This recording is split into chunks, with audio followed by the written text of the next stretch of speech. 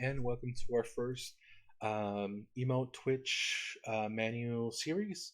We're going to create some emotes for Twitch, but in general, what we're going to learn here is applicable to your own emotes and for different softwares. But we're just following the guidelines for Twitch. So yeah, let's get started. All right. First things first is this document right here. I will share with you guys pretty much at the end, but for now, I'm just gonna be like filling it out as different sections are done on video series. So let me give you a basic setup. Um, we're gonna install GIMP. Again, we have more than just one free software. We have GIMP, we have Inkscape, we have Pixel Edit. We're gonna create our layers of art, which is going to be fed into a program called Hashlips, which will generate our emotes for us. It just makes our work a lot easier because we're not going to do that all manually ourselves. And uh, Hashlips might generate some stuff that we didn't think of, um, just to just get the process going faster. Then once we create our layers, we can resize them and export them. Um, in the Twitch guidelines, there's two options. One's the manual, one's the what do you call it? The advanced. We're gonna go with the manual, which is I'll show you in a minute. And then install Hashlips, set up layers, run program, and maybe some profit too. So let's go to the Twitch guidelines, and we're gonna go up here. Pause it for a second. Um, put this in your URL, and then you can see all the Twitch emote guidelines. Things you should avoid is everything here. You can make dirty ones if you want. Like that's no issue. Just know and tell your customers, like if they buy them from like your Etsy shop, that hey, Twitch is not gonna like these.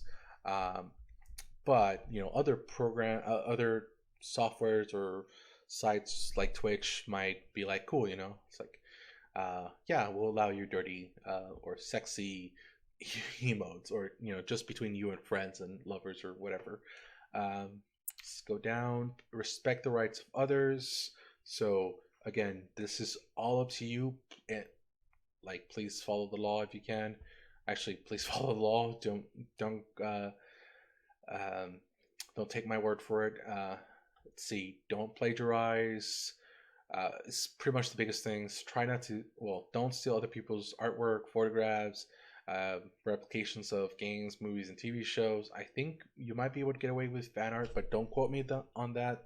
You do your own law research there. Yeah, court is not responsible.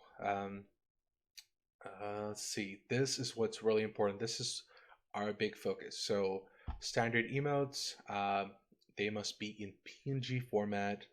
And there's two ways that you can upload your Twitch emotes to Twitch. And one is a single PNG image between 112, 112, and 49, 49, 4096, 4096, and then the advanced way is 28 by 28, 56 by 56, and 112, 112.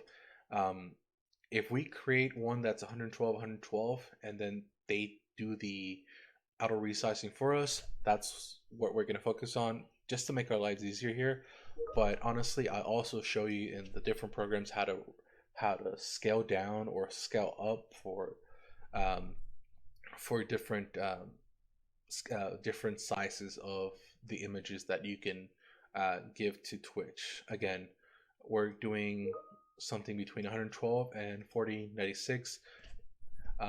Let's see, it must be a square shape, so same height and width, pixel sizes. The file size kind of be more than 1 MB. Fully transparent background, and then try to view your emote at 100% resolution to make sure it looks pretty good. And that's about it. We're not doing anime emotes, but I can tell you if you do want to do them, I'd recommend what's it called? Either something like Procreate or Pixel Edit. Pixel Edit for pixel animation, it's pretty good. And then here is just instant upload eligibility requirements. So I think for Twitch, you have to be an affiliate or a partner or something to even be able to upload your emotes. Um, so this art is that you're creating is either for your own amusement or for others to buy that already have some kind of following, on their channels.